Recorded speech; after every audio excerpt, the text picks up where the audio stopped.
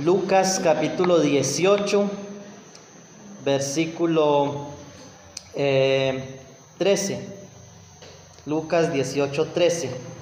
Dice este versículo: mas el publicano, estando lejos, no quería ni aún alzar los ojos al cielo, sino que se golpeaba el pecho diciendo: Dios, sé propicio a mí, pecador. Os digo que éste descendió a su casa justificado antes que el otro. Porque cualquiera que se enaltece será humillado, y el que se humilla será enaltecido. Muchas cosas en este breve pasaje. Nos habla acerca de la humillación, la exaltación. Vemos en el caso del publicano una oración de arrepentimiento, pidiendo al Señor misericordia. Pero antes de esto hay otra oración que está llena de egoísmo, está llena de vanagloria, y es la oración de un fariseo, un religioso, y la historia es muy conocida para, yo creo que casi todos nosotros. Es la historia del fariseo y del publicano, una parábola. Es interesante que el Señor habló muchas veces por parábolas, pero algunas de estas parábolas son historias con personajes muy familiares a la cultura judía. ¿Y qué más conocido en Israel que un publicano o que un fariseo? Los fariseos, reconocidos por su moralidad, por su religiosidad, por su entrega a los ritos del Antiguo Testamento, su entrega a la ley de Moisés. Y los publicanos, conocidos como pecadores, como gente despreciable, gente traicionera, eran cobradores que trabajaban para Roma, para el emperador romano, y que cobraban impuestos a su propio pueblo. Eran traicioneros de la nación. Y claro, los judíos bien patriotas veían en ellos unos enemigos, pero más que enemigos veían en ellos al más vil de los pecadores. Sin embargo, vemos una gran diferencia en estos dos hombres en sus oraciones. Ahora, esto no significa que todos los publicanos eran justificados como este publicano de la historia. Y tampoco significa que todos los fariseos oraban de esta misma manera. Habían algunos de ellos que eran más piadosos. De hecho, algunos de ellos después reconocieron al Señor Jesucristo como Salvador. El versículo 13 nos habla, después de el Señor hablar de una oración llena de egocentrismo, donde este hombre daba gracias a Dios por él mismo. Dice el versículo 11 que este fariseo oraba consigo mismo. No estaba orando a Dios, estaba orando consigo mismo. Es de estas personas que se hablan a sí mismos y se dicen: tú puedes, yo puedo, no hay nadie como yo, no hay nadie como yo en la iglesia, soy más espiritual que todos, sé más versículos de memoria, doy más ofrenda que los demás hermanos. Tal vez no nos atrevemos a orar de esa manera audiblemente, pero muchas veces nuestras actitudes y nuestros pensamientos pueden ir en esa dirección. Contrastado con la oración de un hombre que aunque era tenido por el más vil de los pecadores en Israel, que dijo: Señor, sé propicio a mí, pecador. La idea es: Señor, por favor, ayúdame. Señor, soy pecador. Dice el texto que él se golpeaba el pecho en señal de humillación, en señal de arrepentimiento, y que ni siquiera alzaba los ojos al cielo, que ni siquiera se acercaba allí en el templo al altar. Era de esos que el Señor dijo que cuando llegaban se sentaban en la última banca, porque el Señor dijo: cuando vayamos a algún lugar, no nos sentemos en la primera fila, ¿cierto? En el contexto de una fiesta, porque de pronto esa primera fila está reservada, pero los fariseos llegaban y siempre buscaban el lugar más visible. No tiene nada de malo sentarse en la primera fila. El punto es el corazón fariseo, que querían siempre ser visibles y lograban su cometido delante de los hombres, porque delante de los hombres ellos eran tenidos como grandes, como espirituales, como personas cercanas a Dios. Y el publicano sabía que él no estaba cerca de Dios, sabía que necesitaba perdón de sus pecados. Ahora, no voy a entrar en esta cuestión del perdón de pecados, de la justificación de la que habla el versículo 14, sino que quiero centrarme en la actitud de la oración del publicano. Y hoy que oramos, hoy que traemos nuestras peticiones, debemos poner delante del Señor nuestra actitud al pedir, al dar gracias a Dios. Pero no solamente aquí, sino que nos llevemos también esto para nuestras casas. ¿Cuál es nuestra actitud cuando oramos? En nuestra acción de gracias, ¿cuál es nuestra actitud? Noten la acción de gracias del fariseo. Señor, te doy gracias, ¿por qué? Porque no soy como los otros hombres. Terrible, tremendo. Una actitud egocéntrica. Él estaba en el centro, antropocéntrica. Él se creía el hombre más espiritual, y allí en su falsa humildad le dice: Señor, gracias, porque yo siquiera no soy como los otros hombres. Claro, los otros hombres son ladrones, injustos, adúlteros, publicanos, en otras palabras, traicioneros, avaros. Él estaba dando gracias a Dios porque aún él mismo estaba engañado. Él estaba engañado a sí mismo. Él estaba juzgando lo que normalmente tal vez no todos, pero la mayoría de los fariseos hacían. El Señor en otro lugar, allí en Mateo 23, por ejemplo, hay un pasaje largo donde el Señor dice en varias ocasiones: ay de ustedes, ay de vosotros, escribas y fariseos. Y entre esas cosas dice que ellos roban a las viudas, devoran las casas de las viudas. Y Él está diciendo: gracias porque no soy como los hombres ladrones, injustos. El Señor les dice: ay de ustedes, escribas y fariseos, porque no hay justicia en ustedes. Adúlteros, un corazón lleno. Dice que sus ojos estaban llenos de adulterio. Pero sin embargo, ella estaba diciendo: Señor, gracias porque no soy como los otros hombres. Nuestra actitud al orar tal vez no sea que usemos palabras como las que usó el fariseo aquí: Señor, te doy gracias porque no soy como la hermana fulana. O Señor, te doy gracias porque no soy tan desmemoriado como el hermano fulano. O gracias porque yo leo la Biblia. Tal vez no lo digamos de esa manera, pero muchas veces nuestra actitud puede ser parecida. Porque le decimos: Señor, dame tal cosa. Señor, sáname. Señor, provéeme. Señor, sana a mi hijo. Señor, dame dinero para pagar esto. Señor, salva a fulano de tal. Señor,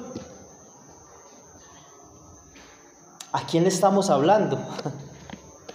¿A quién le estamos hablando?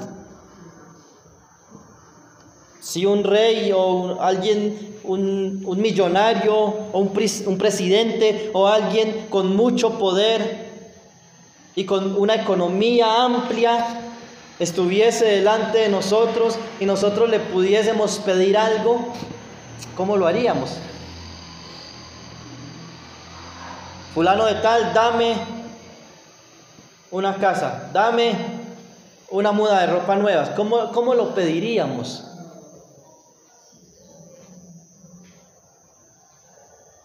Cuando nosotros pedimos algo de esta manera, es cuando tenemos autoridad sobre la persona a la cual estamos pidiendo. Tal vez a nuestros hijos les decimos: no, Ezequiel, tráeme la escoba, tráeme tal cosa. Nosotros no le decimos a nuestros hijos: hijo, por favor, me traes la escoba.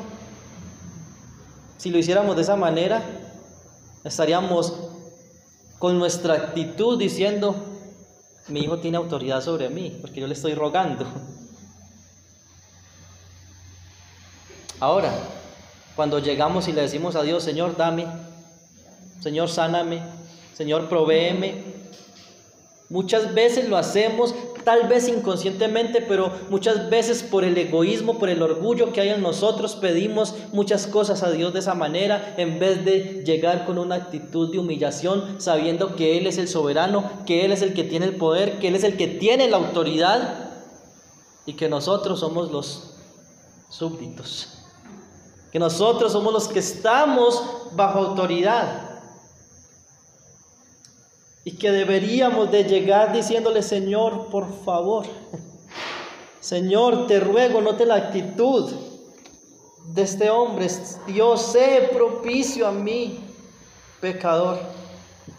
La idea es: Señor, si tú no me ayudas, si tú no me perdonas, yo no puedo justificarme a mí mismo, no tengo el poder para hacerlo. Hermanos, cualquier cosa que le pedimos al Señor, por pequeña que sea o por pequeña que parezca,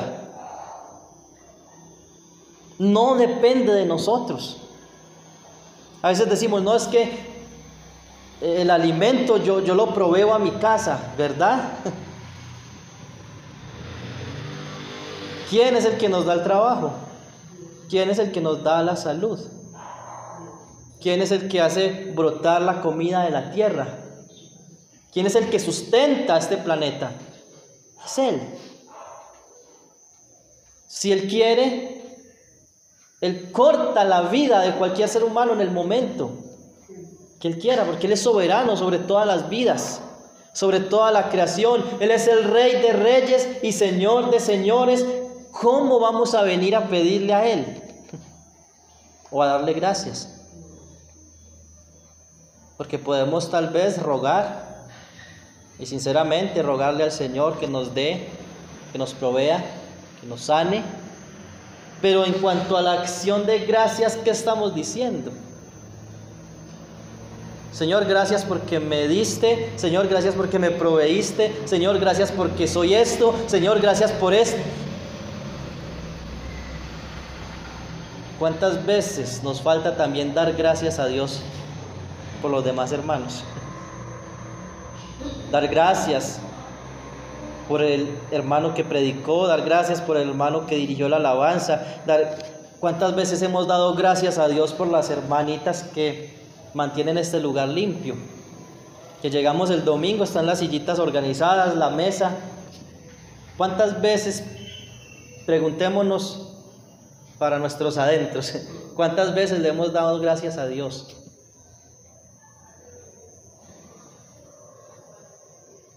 ¿O cuántas veces hemos criticado?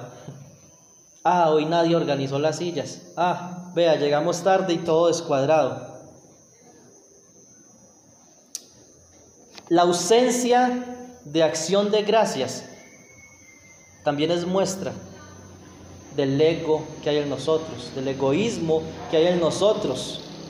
Cuando no damos gracias a Dios por nuestros hermanos, estamos diciendo con nuestra actitud, pues yo no los necesito. ¿Recuerdan esa escena? Vamos allí a un pasaje para terminar, en Lucas capítulo 5, Lucas 5:12. Lucas capítulo 5, versículo 12. Dice, sucedió que estando en una de las ciudades se presentó un hombre lleno de lepra, el cual viendo a Jesús, ¿qué hizo? Se postró con el rostro en tierra y le rogó, diciendo, Señor, si quieres, puedes limpiarme. Entonces, extendiéndole la mano, le tocó diciendo, quiero, sé limpio. Y al instante, la lepra se fue de él. Noten la actitud de este hombre. Pensemos en la circunstancia de este hombre. Estaba que lleno de lepra. No había nada que hacer. Cuando él ve al que puede sanarlo y que sabe que puede sanarlo, él no dice, Señor, sáname. Señor, límpiame. Hubiese sido muy grosero de su parte, ¿cierto? Sin embargo, así le decimos a veces al Señor, Señor, sáname, Señor, límpiame. Ay, Dios, ¿por qué no haces tal cosa? Dios, ayúdame, ¿cierto? Lo hacemos hasta con un tonito de, ay, Señor, ayúdame. ¿O por qué no me ayudas, Señor? Pregunta, ¿Dios está obligado a ayudarnos? ¿Dios está obligado a sanarnos? ¿A proveernos? ¿A darnos salud? No. Él no está obligado.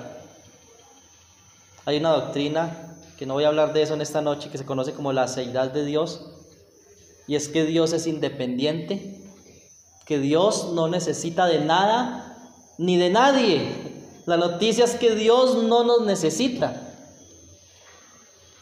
pero en su misericordia Él nos creó, en su misericordia Él nos tiene con vida, y es tan misericordioso que hace salir su sol sobre justos e injustos.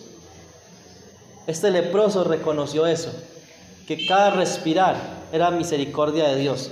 Cada segundo de vida que él estaba sobre esta tierra era misericordia del Señor. Por eso le dice, Señor, si tú quieres.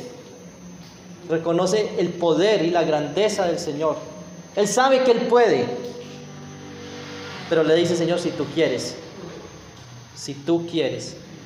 puedes limpiarme. La expresión del libro de Santiago, donde él dice, no digamos mañana voy para tal parte, para tal ciudad, voy a hacer tal negocio. Debemos de decir que si Dios quiere. Pero eso no es un cliché. Eso no es una palabra, una frase mágica que nosotros decimos, porque a veces lo usamos como un cliché, o lo podemos usar como un talismán, que si yo digo esa palabra, lo que yo digo va a suceder, y si no lo digo es probable que no suceda porque no dije. No. Es una actitud de corazón, de reconocer que si Dios en su misericordia lo desea así, lo quiere así, Él nos da el día de mañana. Pero es una actitud de corazón, más que palabras. Señor, si quieres, puedes limpiarme, y así deben ser todas nuestras oraciones. Sabemos que Él tiene el poder para todo. Amén. Y que nada lo ata. Como dice una herejía por ahí muy popular, es que Dios tiene las manos atadas a lo que usted y yo le pidamos. Nosotros al orar desatamos las manos de Dios. Herejía. El cielo gobierna la tierra. No al contrario, nosotros no gobernamos a Dios, nosotros le rogamos a Dios. Y Él en su misericordia, si quiere, Él puede hacerlo, y con esa actitud debemos venir siempre a orar, Señor. Y no tanto que tengamos que decir, Señor, te ruego, Que a veces no, puede que no esté la expresión te ruego, pero es la actitud del corazón. Porque puede estar la expresión te ruego, te suplico, te imploro, pero la actitud de corazón ser como la del fariseo. Que el Señor, hermano, nos ayude. Dios les bendiga, hermanos, y bendiga su palabra.